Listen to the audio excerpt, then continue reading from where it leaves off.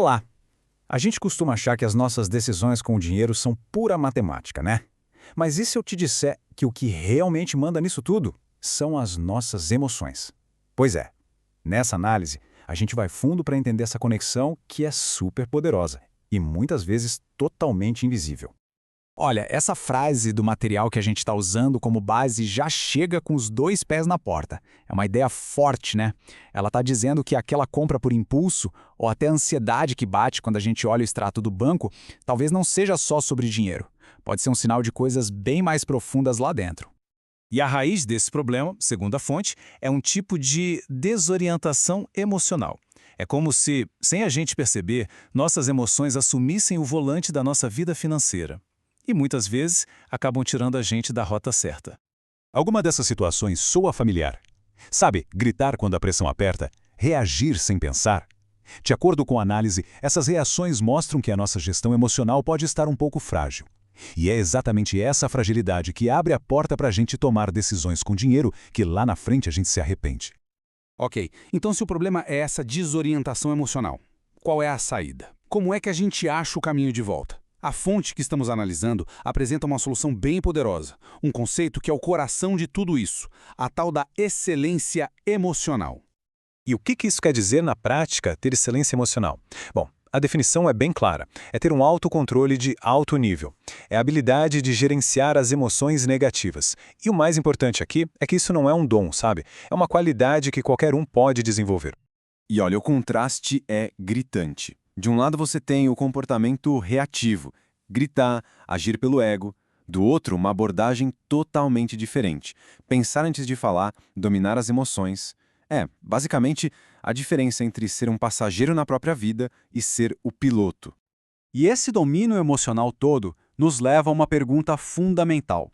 Na nossa vida, o dinheiro, ele é um servo que nos ajuda ou ele é um mestre que nos controla? Alcançar essa excelência emocional pode mudar completamente essa relação. O autor cita o especialista financeiro Dave Ramsey para deixar essa ideia bem clara. A questão é, quem está no comando? A ideia é tomar as rédeas das finanças, em vez de ser levado por elas, sabe? E para ilustrar esse ponto sobre controle, a fonte usa uma parábola antiga, mas, nossa, muito poderosa. A história começa com uma situação que todo mundo conhece bem, uma cobrança de imposto, uma demanda financeira batendo na porta. Só que, em vez de dar uma resposta óbvia, a história dá uma virada. Com uma única pergunta, Jesus muda completamente o foco. Ele não discute se tem que pagar ou não. Ele questiona o princípio por trás da cobrança. E com isso ele transforma um problema prático numa lição de perspectiva. Aí a resolução é algo que ninguém esperava. Em vez de se preocupar com a falta de dinheiro, a instrução é focar numa provisão, digamos, inusitada. Isso mostra um jeito radicalmente diferente de lidar com um problema financeiro. Trocar a preocupação pela confiança. E aqui está o pulo do gato, a lição central da história. O dinheiro precisa ter um destino. Quando ele tem um propósito claro, ele se torna uma ferramenta. Agora, sem um propósito, ele se acumula e vira uma fonte de pressão, de ansiedade. Essa ideia de dar um propósito para o dinheiro leva a gente para um conceito ainda maior que amarra tudo o que a gente viu até agora. A fonte chama isso de ciclo da prosperidade. É uma espécie de ciclo virtuoso entre a nossa vida financeira e a nossa vida emocional. Mas primeiro, a gente precisa redefinir o que é prosperidade.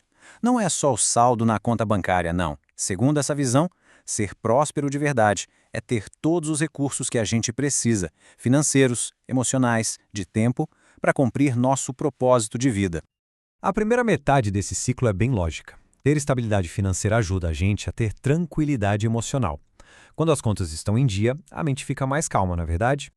E aí o ciclo se completa, porque essa paz emocional permite que a gente tome decisões financeiras melhores, mais inteligentes, e isso, por sua vez, fortalece a nossa saúde financeira. É um ciclo que se alimenta. Finanças saudáveis geram paz, que gera finanças ainda mais saudáveis. Mas e quando esse ciclo se quebra? O material traz exemplos bem fortes que servem de alerta. Eles mostram o preço altíssimo de correr atrás de dinheiro sem cuidar da paz emocional, ou o contrário. O desequilíbrio, meus amigos, sempre cobra uma conta. Com esse ciclo em mente, a análise nos convida a fazer uma reflexão, bem pessoal mesmo. A fonte propõe duas perguntas cruciais para a gente avaliar em que ponto desse ciclo cada um de nós está. A primeira pergunta vai direto a um lado do ciclo. A base material para a tranquilidade, ela existe? A estabilidade financeira está aí para permitir a paz de espírito? E a segunda pergunta vira o espelho, olhando para o outro lado e reforçando como tudo está conectado. A estabilidade interna, aquela calma para tomar boas decisões financeiras, ela está presente? E para trazer tudo isso para a vida real, a fonte compartilha um apelo pessoal e muito forte feito à esposa do autor. Essa frase resume perfeitamente o perigo de um ciclo de prosperidade que está todo torto, todo desequilibrado. E com isso, a gente chega na ideia final, talvez a mais provocadora de todas. A de que a verdadeira riqueza não está no que a gente acumula no banco, mas sim na nossa capacidade de governar a própria alma. Nessa perspectiva, o maior tesouro é o domínio que a gente tem sobre nós mesmos. Um pensamento e tanto para a gente fechar, não acha?